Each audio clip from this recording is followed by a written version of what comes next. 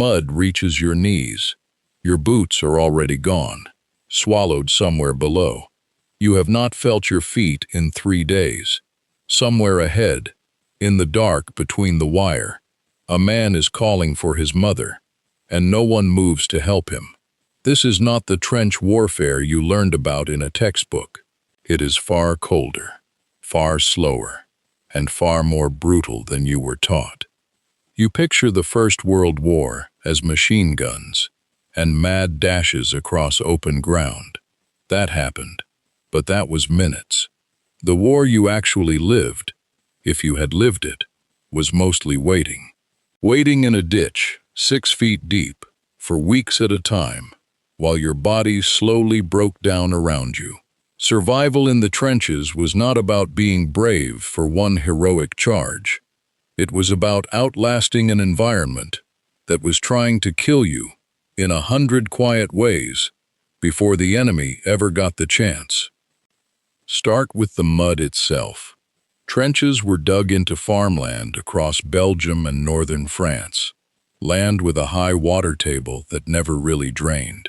Rain turned the trench floor into a soup that could pull a boot clean off a man's foot. Soldiers stood in that water for days, sometimes weeks, and their feet began to rot inside their boots. The condition even earned its own name, trench foot. The skin turned soft, then gray, then black. If it was not treated, gangrene set in, and gangrene meant amputation.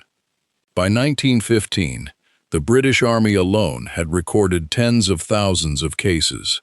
Officers began ordering men to change their socks twice a day and rub whale oil into their skin, not out of comfort, but because trench foot was quietly disabling more soldiers than German shells were. Then there was the cold. Winter in the trenches was not a season. It was a second enemy, dug in alongside the first. Men slept sitting up, wrapped in whatever coat or blanket they could find, pressed against each other, for warmth, in dugouts barely large enough to lie down in. Frostbite took fingers, it took toes, it took ears, and still, at any hour, an order could come to go over the top, and a half-frozen man had to somehow find the strength to climb a ladder into gunfire. Rats were everywhere.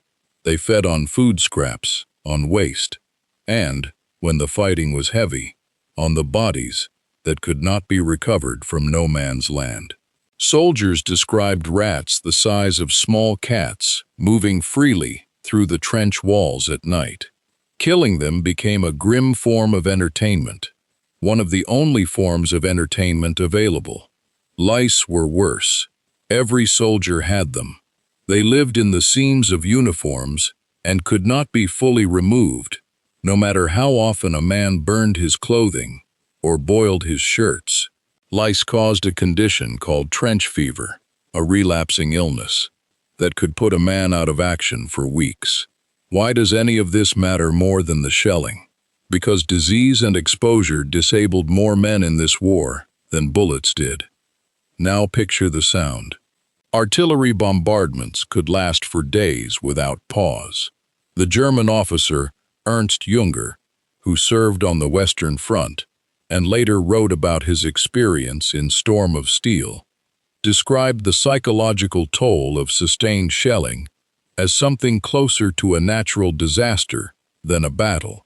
Men were not just afraid of dying, they were afraid of losing their minds.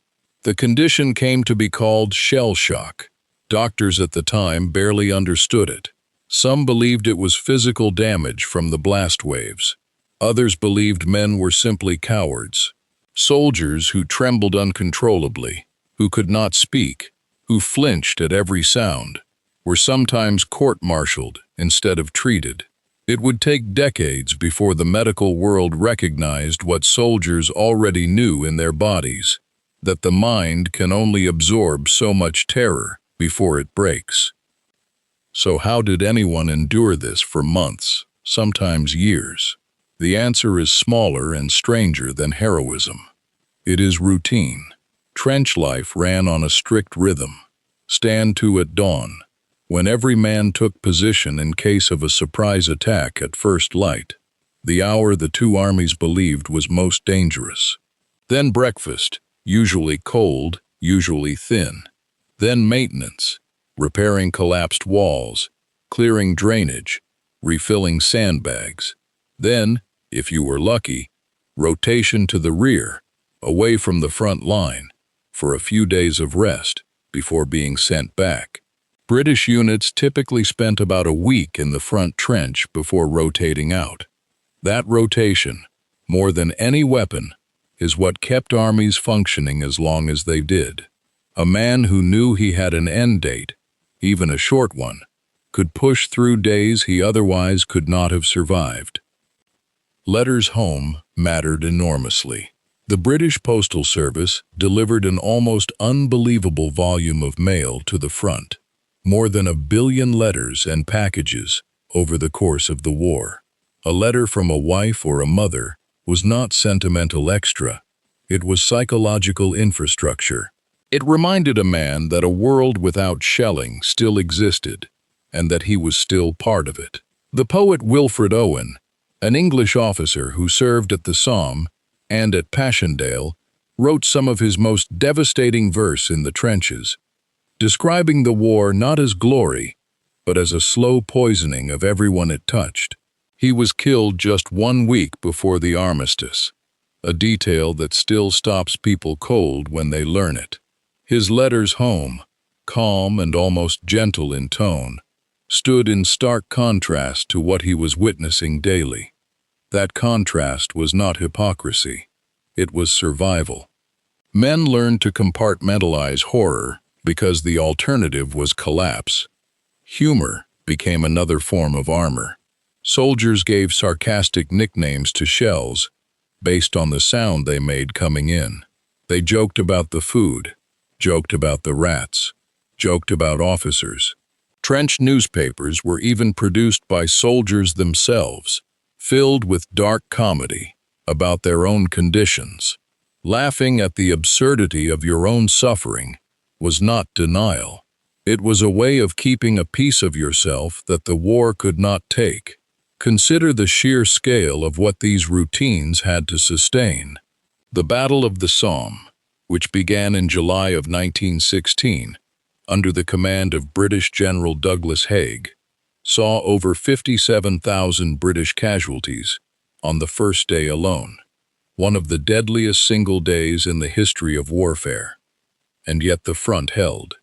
Men kept reporting for duty, the next day, and the day after that, for months. That is not a story about a single moment of courage. That is a story about an entire system of small survivals, repeated endlessly. Every soldier who lasted through the Somme had already survived 100 smaller battles first, against the cold, against the mud, against his own mind. There is a reason trench warfare produced such a distinct culture of superstition. Soldiers carried lucky charms. They refused to light 3 cigarettes off one match, believing the third light gave a sniper time to aim. Whether or not the belief was true almost didn't matter. What mattered was having some sense of control inside an environment engineered to strip it away entirely. Superstition was a coping mechanism disguised as caution.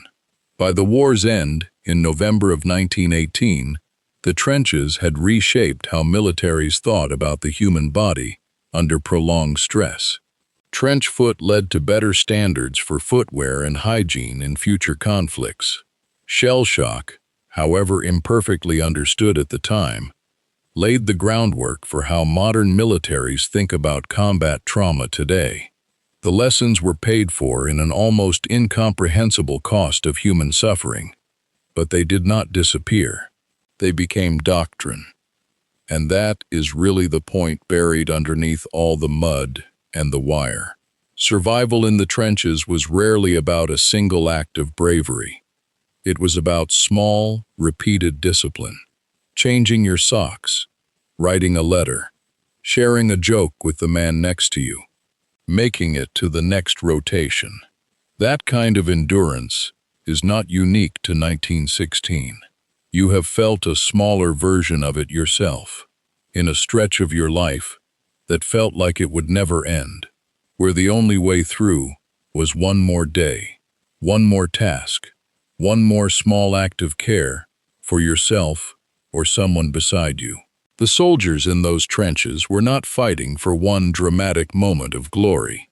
They were fighting, hour by hour, simply to remain human.